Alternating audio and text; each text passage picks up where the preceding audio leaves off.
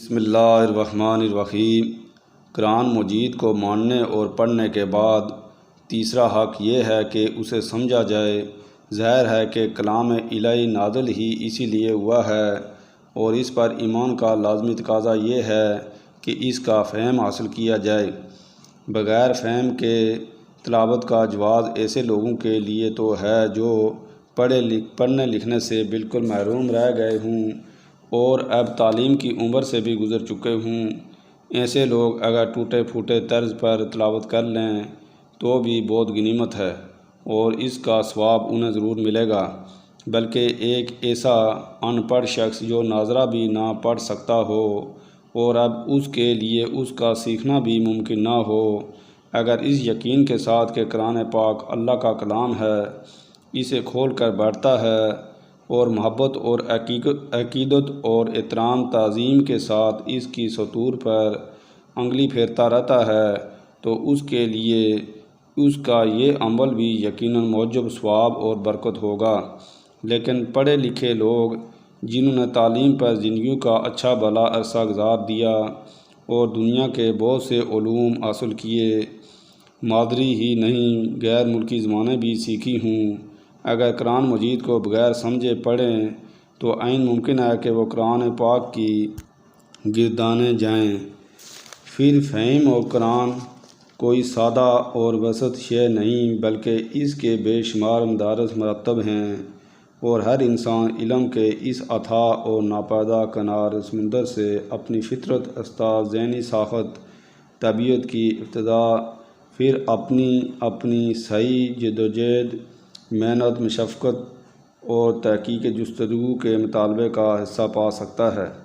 حتیٰ کہ کوئی انسان خواہ کیسی ہی اعلیٰ استعداد کا مالک کیوں نہ ہو اور کتنی ہی محنت کا کاوش کیوں نہ کر لے، پھر چاہے پوری کی پوری عمر قرآن پر تذکرہ و تدبر میں بسر کر دے، یہ ممکن ہی نہیں ہے کہ کسی بھی مرحلے پر پہنچ کر وہ سیر ہو جائے،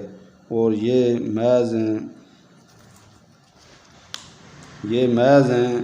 کہ قرآن کا فہم کما حق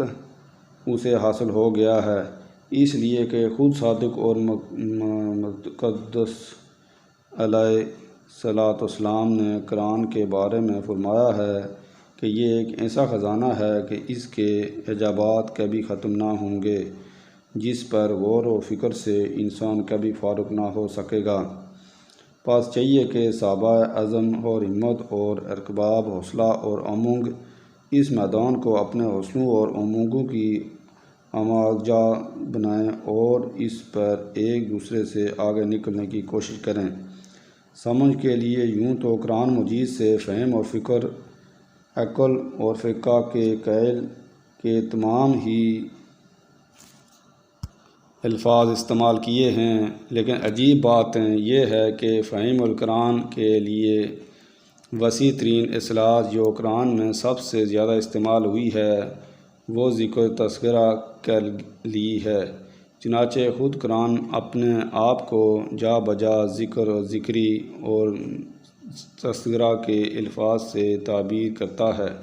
یہ اصطلاح در حقیقت فہم القرآن کی اولین منزل کا پتہ بھی دیتی ہے،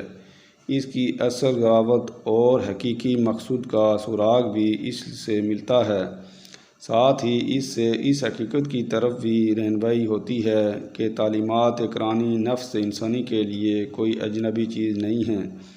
بلکہ یہ در حقیقت اس کی اپنی فطرت کی ترجمانی ہے اور اس کی اصل حیثیت یاددہانی کی ہے، نہ کہ کسی نئی بات کے سیکھنے کی۔ قرآن تمام ذی الشعور انسانوں کو جنہیں وہ قرار دیتا ہے تکبر اور تعمیل کی دعوت دیتا ہے، اور اس کا اولین میدان خود آفاق اور نفس کو قرار دیتا ہے جو آیات الہی سے بھرے پڑے ہیں، ساتھ ہی وہ انہیں آیات قرآنی کی بھی دعوت دیتا ہے اور کہتا ہے، اس طرح ہم کھولتے ہیں اپنی آیات ان لوگوں کے لیے جو تفکر کریں،